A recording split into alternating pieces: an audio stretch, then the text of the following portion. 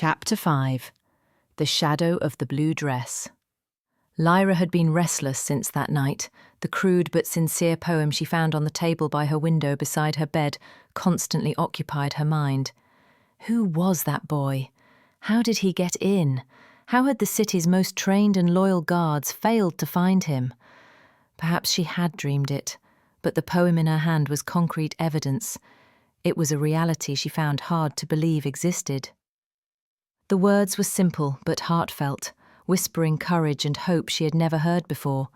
This poem seemed to have opened a door to a foreign world for her. It was the expression of a pure and unyielding spirit, something she was not used to seeing in her noble circle.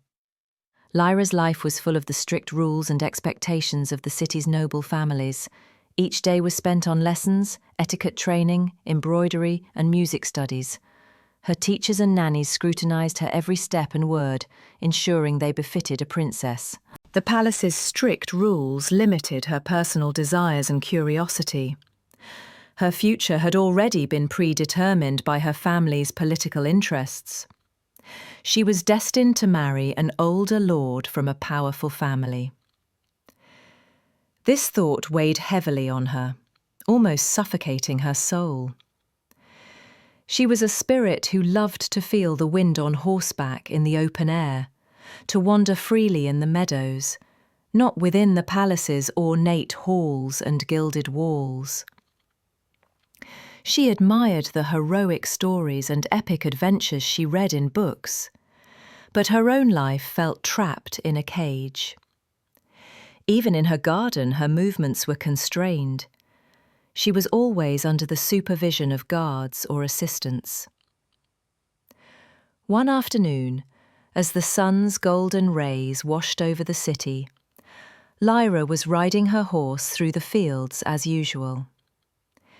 Beside her was her cousin Elara, who was always cheerful and curious.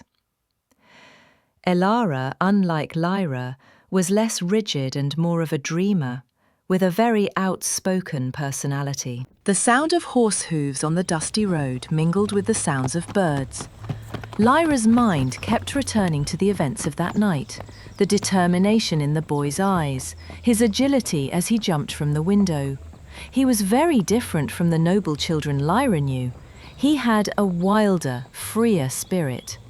Look at that brat, she thought. Where did he get the nerve to enter my room at night? No, even to approach my house.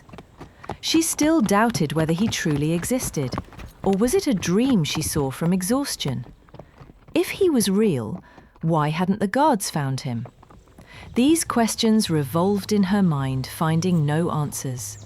"What are you thinking about, Lyra?" Elara suddenly asked, looking at Lyra's thoughtful face. She slowed her horse, pulling alongside Lyra. "You're very quiet today. Are you thinking about that boring lord your father mentioned for marriage?" Elara giggled, as usual, getting straight to the point, trying to break her cousin's silence. Lyra startled, snapping out of her thoughts. She smiled slightly, trying to hide the excitement and surprise on her face. "Nothing," she said, with an unexpected liveliness in her voice. "Just thinking about the beauty of the weather, and how freely this horse runs so fast." She stroked her horse's mane, her eyes fixed on a point on the horizon beyond the city walls. Who was that boy?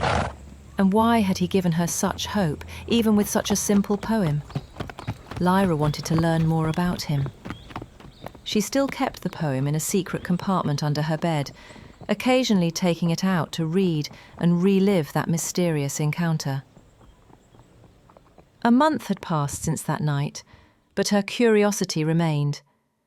On some nights she would wake up from a nightmare, the boy re-entering her room through the window and standing over her, but then, finding him not by her bedside, she would feel a pang of sadness. Pressing her face into her pillow, she lamented, "Oh, if only I knew who he was! Why did I call the guards that night? Who knows, maybe we would be sitting outside now, talking about what it's like to live freely. What harm could a tiny child do?"